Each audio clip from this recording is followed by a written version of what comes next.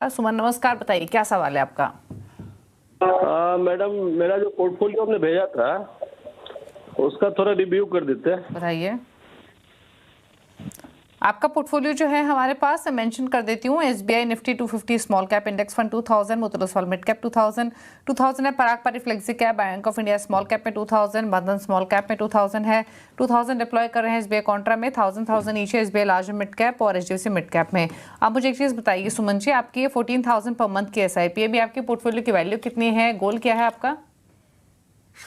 1.5 करोड़ का है मैडम, और ये अभी 12 लाख के आसपास का, 12.5 लाख के आसपास का पोर्टफोलियो वैल्यू है। ओके, तो 12.5 लाख के पोर्टफोलियो की वैल्यू है इनकी, और इनका 1.5 करोड़ का टारगेट है 15 ईयर्स में। ऋषभ, क्या सजेशन? दीपाली जी, पहले तो उनके पोर्टफोलियो पे आ जाता हूँ। देखिए, portfolio consist of multiple funds of the same AMC. मैं देख रहा हूँ कि एसबीआई में ही काफी सारे मल्टीपल फंड्स है। ठीक है, एक इंडेक्स फंड है। इंडेक्स फंड को अगर मैं इग्नोर भी कर देता हूँ मैं, तो भी एसबीआई लार्जर मिड कैप और एसबीआई कॉन्ट्रा फंड एक ही एएमसी से मुझे नजर आते हुए दिख रहा है। सो मैं चाहूंगा कि एएमसी लेवल डाइवर्सिफिकेशन करे। एक एएमसी में सिर्फ एक ही इक्विटी फंड आप उठाए, दो इक्विटी फंड ना उठाए। This is number one.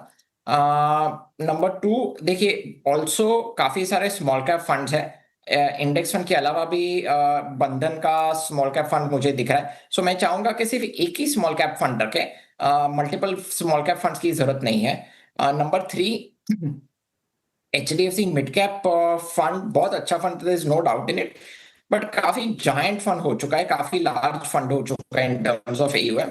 मैं चाहूंगा कि थोड़ा सा लो टू मॉडरेट एयूएम वाला मिड कैप फंड में जाए, तो उसमें क्या होता है ना कि लिक्विडिटी की भी इशू नहीं होती है, और प्लस फंड मैनेजर को पोर्टफोलियो चर्न करने में भी आसानी हो जाती है। So by doing this, by going in a low to moderate mid cap fund will give you more higher chances of generating alpha generation के काफी अच्छे चांसेस है। But again, HDFC mid cap fund बुरा fund नहीं है, but मैं just मेरा एक पर्सनल ओपिनियन है कि आप लो टू मॉडरेट एयूएम वाले आप फंड में जाए, specially in the mid and small cap space.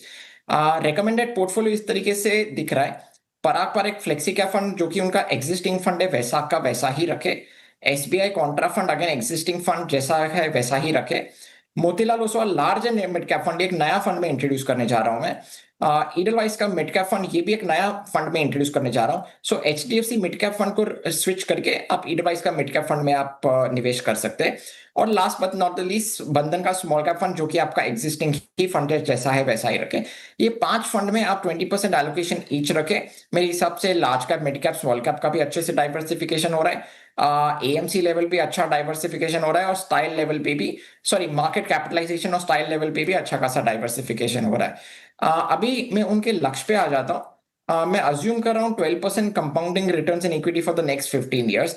देखिए, अगर आपको 1.5 करोड़ इकट्ठा करना है, 1 करोड़ 50 लाख अगर इकट्ठा करना है, तो आपको एसआईपी बढ़ानी पड़ेगी टू 30,000 रुपीज पर मंथ।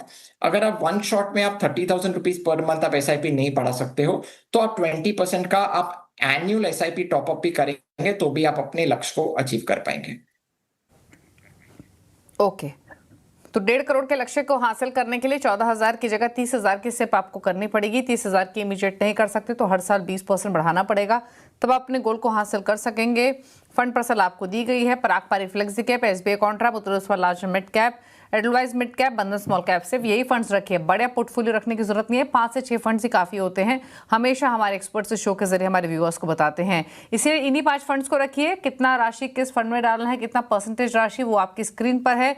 बाकी सभी फंड से निकलने की सलाह, फिर चाहे वो SBI Nifty 250 small cap index हो, Motilal Oswal mid cap, bank of India small cap, SBI large mid cap और एचडीएफसी मिड कैप है। तो ये बदलाव कीजिए, इन्वेस्टेड रहिए, टाइम टू टाइम अपने पोर्टफोलियो को रिव्यू करते रहिए।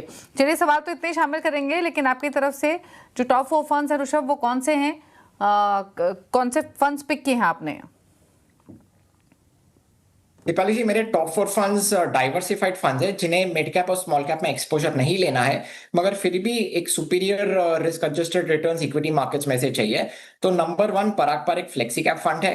Number 2 Invesco India focused fund. Number 3 Motilal Oswal large and mid cap fund. और number 4 Nippon India multi cap fund. ये 4 वेल डाइवर्सिफाइड फंड्स है जिन्हें प्योर मिड कैप और स्मॉल कैप में एक्सपोजर नहीं चाहिए। ये 4 फंड से आप पोर्टफोलियो बना सकते हैं। ओके, चलिए, शुक्रिया आपका ऋषभ आने के लिए शो में और सभी क्वेरीज को आंसर करने के साथ अपने टॉप 4 फंड से बताने के लिए। इसी के साथ योर मनी में तो इतना ही। ब्रेक के बाद भी खबरें जानिए CNBC आवाज पर। नमस्कार।